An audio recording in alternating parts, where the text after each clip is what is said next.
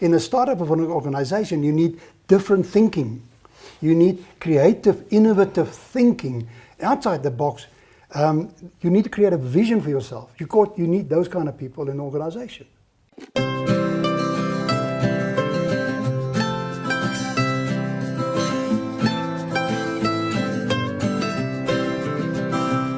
Hi there and welcome to this video. I'm here with Bertie Roux and we're going to get to know him a little bit better today. Bertie, you've got a very awesome story that you're telling when you worked at Map Studio. Now, obviously this story is very likened to the Blockbuster story, where Blockbuster kind of forfeited or didn't take the chances in development and Netflix basically took them over. But I'd love to hear the story about your involvement with Map Studio. How did you get there? What was your involvement there? What was the wins and the successes that you had? Thank you. It's a very emotional part of my life. The whole idea of and the whole involvement with Map Studio. Just as some background of Map Studio is that at that time, early 90s, when I joined, actually headhunted by a previous employer of mine, they went through some troubled times in terms of having the right management. And I was approached to help them out because of the different approach that I have to life. But they were then in a monopolistic situation in South Africa. They were basically the guys that created the maps of all the cities, towns, country, for the commercial use in your car and in your business.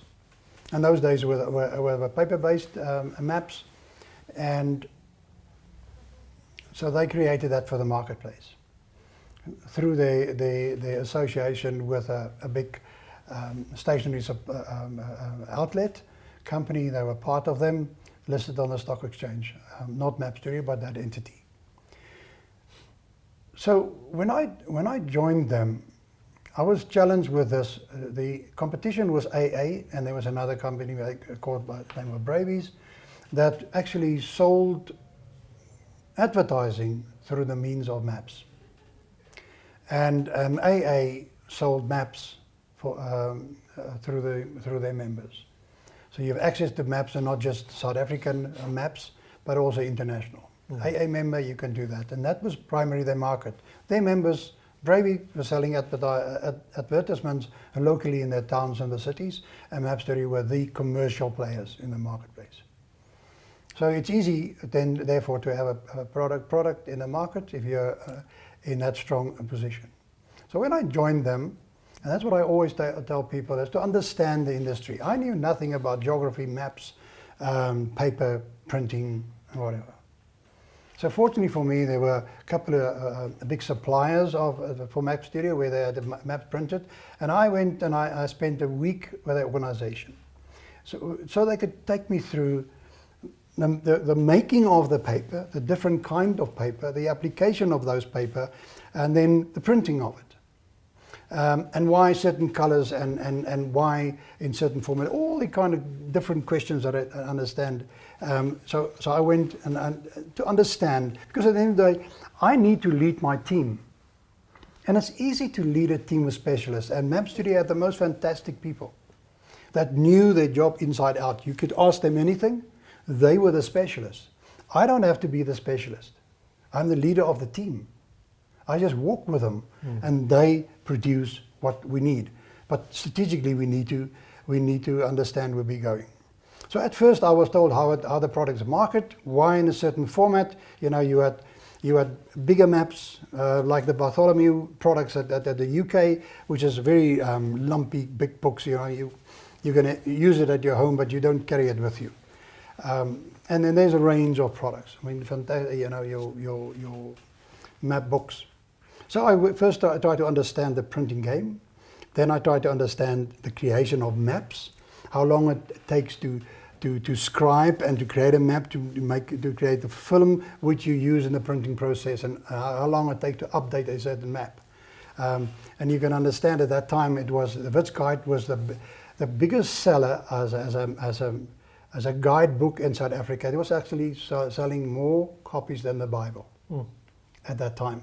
Now you can understand, for any distributor of products, selling of maps, it's a money spinner.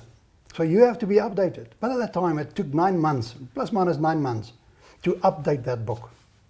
And then you have guidebooks of Durban, Cape Town, Bloemfontein, you know, Joburg in itself, Val Triangle. You've got all these key areas in the country. It's got a map book. East London, PE, you all have that. So I learned about, I was taught how it's done and the whys and how long it really takes. So I studied that, and I tried to understand it, how long it takes. How can it? And then the challenge became, how can I be more efficient? How can I reduce that 9 months? Because obviously, if something changes in an area, people want to drive there. And there came a time in all countries, everywhere in the world, you can't get lost. It not only costs you money, but there's a certain element of it. It can cost you your life if you end up in the wrong place at the wrong time of day. So it's important that the map's updated. So how do you juggle that, and how many people do you have to commit to a specific product and still be competitive with all the products? Because you don't want to open doors for competitors. And so in line with the vision philosophy that I follow, in my strategic planning, those days, early 90s, I saw a new South Africa. And I realized that if this organization has got an Achilles heel, it is the time it takes to update a book. So if there's a change, a dispensation change in this country, they will not be able to meet the demands of the change, the rapid change of not just street names, but town names. So this company, if they're not prepared for that, will forcibly create competition, because people will see an opportunity. If it takes 9 months to update the Wits Guide, which is the flagship of Map Studio, they will put all the effort into the Wits Guide. And the others? Opportunity. Okay. And at that time, I was visited by numerous people, came to my office and started asking for maps in different forms as paper-based. And after the third or the fourth, I realized, yes, a trend coming through. People are asking for things that we don't have. Because at that time, we were using a system that we were trying to create our maps to reduce that 9 months. So there was a computer system where you can reduce it, and you have partly create the films that you use to print the map. So that was a shift. There was a shift. Since it supported my vision, I jumped on the plane and went off to Europe, UK and Europe, to find a system and a solution for a future change in South Africa. So I flew into London, spent some time en route. I stayed over at a little town called Kendal, where a guy had a fantastic system. Interesting enough, and he's a small little town, and his system and his computers are all based above his stables. And during the course of our negotiations, we had to stop to go and fetch his horses on the other side of town. So we walked through the town and fetched the horses, brought them back. Nice insight. Then I went to Bertie in Scotland and spent some time with them. Jumped across the channel, visited different places. They eventually decided on a system called Tigises those days, and that were done out of Rotterdam. And we started introducing that into Map Studio. And lo and behold, a new South Africa dawned. And by the time that the new South Africa was there, all the maps were on the computer. That meant that you can actually take a street name and change it, and through all the different size of maps, size in terms of, you know, small map, big map, you know, to scale, done automatically. Yeah. And by that time also, contrary to what I was told, I had my map books printed in China, landed at a fraction of the cost. And I was told, cannot be done. But it's once again just thinking out of the box, thinking different. Because at the end of the day, if there's a duty on, let's say, a map, but the map has a form of a book, then why don't I call it a book? And then the duty is different. So the landed cost of that book instead of the map book changes. So we need to constantly, and I've learned it there, we've got to look at life differently and not say, door closed, shut, I can't enter. I need to keep my foot in the door so that I can see. I can see the future. And that was a fantastic lesson for myself. There was also another part of the lesson is that you can also be too successful in an organization. And then the powers be don't like you anymore. And I've learned that in organizations we must understand that different people is important in organizations' growth and development at different times. Because there's people that love maintenance, so they can take the existing systems and continue with them. Let's talk about my L2. The stalwart.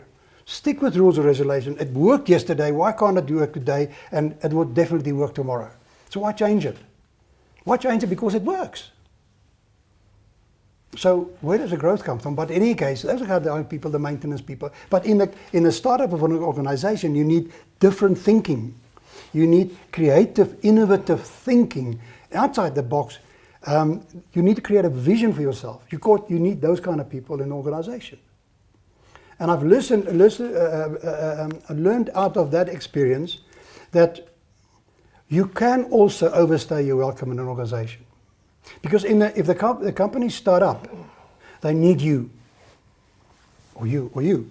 They need you because of the specific skills and approach that you have that you bring to the organization, because of your unique thinking preference. So you take the company from 0 to hero. But you can also be your own worst enemy. Because if you put a person that needs to have change, constant change in their lives, and you bring them an organization that needs a little bit stability,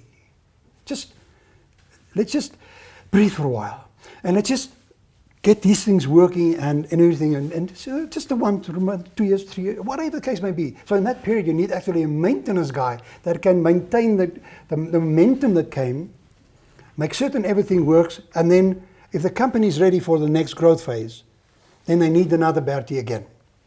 But I don't need Bertie in that stage, because in that maintenance stage, Bertie will look for change. And he'll enforce change. It's not necessary, or the company is not ready for it. So you could then upset the apple cart by bringing in change. It was not necessary. The timing is not right. So you need to get rid of that person, and that's probably what happened to me at Map Studio. The euro became 0. And it was a tough lesson. It was a tough emotional lesson that I had to go through. But I can relate this story because it changed my life, gave me a new direction and purpose.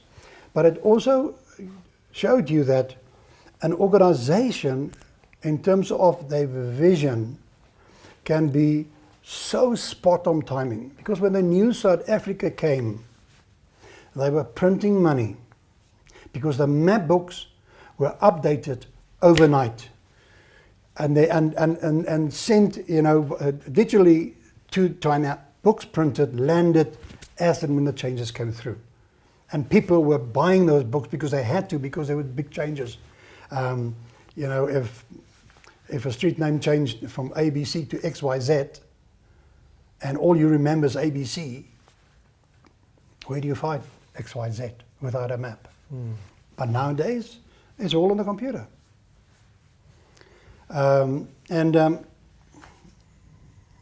You and me can experience it and enjoy that, and maybe in recognition that the change that brought you the map on your South African map on your computer comes from Map Studio, comes from Bertie's vision about a new South Africa. Thank you so much. That was a fascinating story and so many lessons that we can learn. We want to hear from you. Have you got a story to share with us where you brought something to the table that actually impacted and influenced the future? We'd love to hear from you. Thank you so much for watching this video. We'll see you in the next one.